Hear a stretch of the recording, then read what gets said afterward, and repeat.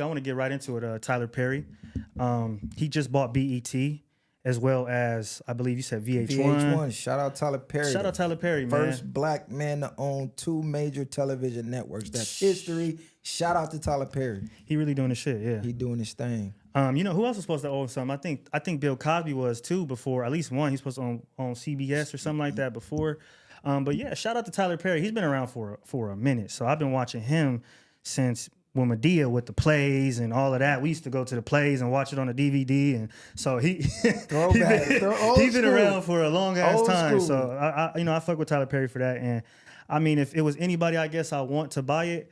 I mean, that's somebody that's okay. That's cool with me. So how y'all feel about it? Nah, even knowing his backstory, everything he came from, that's big. You know what I mean? I know, for I can recall, he was sleeping out of vans. He was doing a lot of things. From that to where he's at now, that's a big inspiration.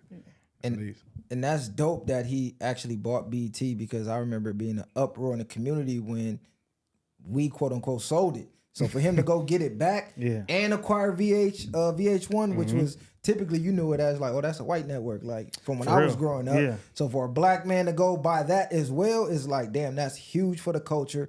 That's definitely pushing the culture forward to say, hey man, you know, we can have our own everything, black owned. You feel me? We could work with still other people, but you know, they got their own, we got our own now. We like 2 power conglomerates when we work together, not boss and worker, like not boss and boss. Let's, you feel me? Yeah. Let's build that way. We're equal, you know, and that does show that, and it does show that, you know, we have to create value, obviously, but it, like you're saying, like it definitely does show that we are on the same playing field with everything else. But why do y'all think Tyler Perry gets a little flack? You know, because I could say a few things, you get what I'm saying, but what y'all think? I think he get a little flack for how he always portrays like us in the movies. It's always the black villain guy, you know, he's abusive, he's this, he's that. Then you got the woman that needs saving. Then you got the simp that always comes save her. Like, it's just the whole dynamic of boosting the stereotype of our culture. Yeah.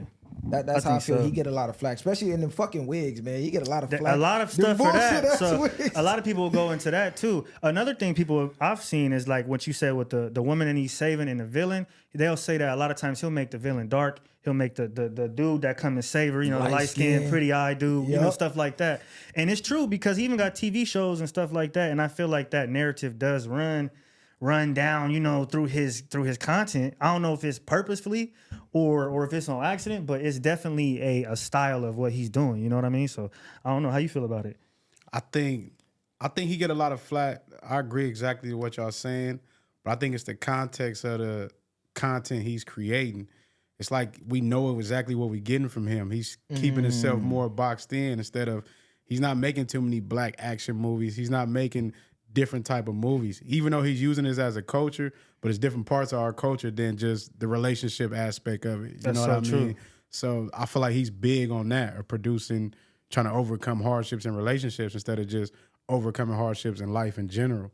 I think if he's expanding a little bit, and that'll broaden his whole network. I don't know where he's headed, but hopefully we start to see him go in that direction. So it's kind of like, if it ain't broke, don't fix it type of thing. Like, you know what? They loving this shit, so I'm gonna just keep putting it out. You know what I'm saying? And you got a point, because I mean, most of his movies do focus on the black family. It's either that, you know, it's kind of like what goes on within our communities to a certain degree. It mostly is around infidelity, you know, backstabbing, drama, you know, stuff like that. That's mostly what it's around. And I think that's probably is why he's doing it, because it's a cash cow. But, you know, with buying BET and VH1, I hope that he understands the responsibility that he has, and, you know, moving forward, and says, okay, let me put some, like you saying, let me do some other types of projects and put some other, you know, I guess, ways people could be viewed on screen, you know, and I hope he does do that. And yeah, VH1 used to be more so when I was growing up, just like reality shows, like Flavor of Love, New York, all that stuff. So I don't know what he's going to do with that, and BET as well, but I'm excited to see. I think it's good because, like you said, growing up, the only time you seen black people on VH1 for real was the reality shows, drama. Like, we on there doing some bullshit. So he can really change that whole image to where we can boost it up and show that we smart, show that we innovative, really show the positive sides of our culture. Not only that, now this is another entryway into Hollywood to where niggas ain't gotta feel like they gotta sell their soul. To go You get niggas in. ain't gotta put on dresses and nail polish and be involving yourself in the fuckery to reach certain levels. Because If let's we be own honest, it. yeah, that's a cop out. That's You know a what I'm sellout. saying? Yeah. If we own it, it's like, nah, we ain't gotta do none of that shit. We control the narrative now. And now I even see 50 like doing the same thing where he went and he's building his own Tyler Perry type compound because he's like, damn, if I would have started like this with Power, I see where it's at now with the other network, but this could have been all me,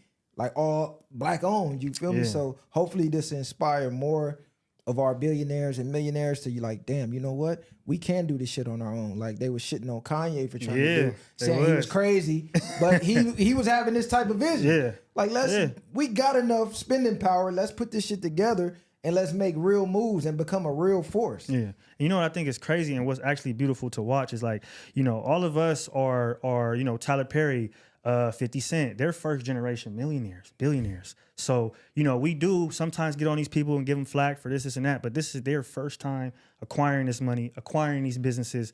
And so we're really seeing them grow with it, you know? And so that's why it's cool. Like 50's like, well, man, you know, if I did have it before, so it's really cool to watch him, you know, realize that, go grab it, go get it, and then, you know, hopefully put the work in to make it grow.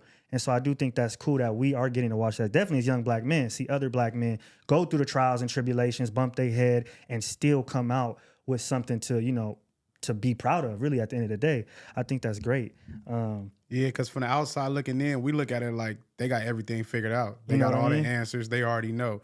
Even know that these things we not seeing behind the scenes of them going through setbacks or going through certain things. We just look at it, oh, they got money. They should know what to do already, and that's the end of that. You know, which it does have a certain, you have to have a certain responsibility or know that with that money, you know what I mean? You can't just be acting like it's your first time after, you know, acquiring so much, but there is levels to the shit where it's like, you know, he might have got his first company and okay, everybody, well, you got your first company, so you should know how to or act this way or that way, but it's like, this is my first one. What about when I get, you know, my second one or my third one? So it's levels to it. And I think we're getting to see them, you know, transition through that.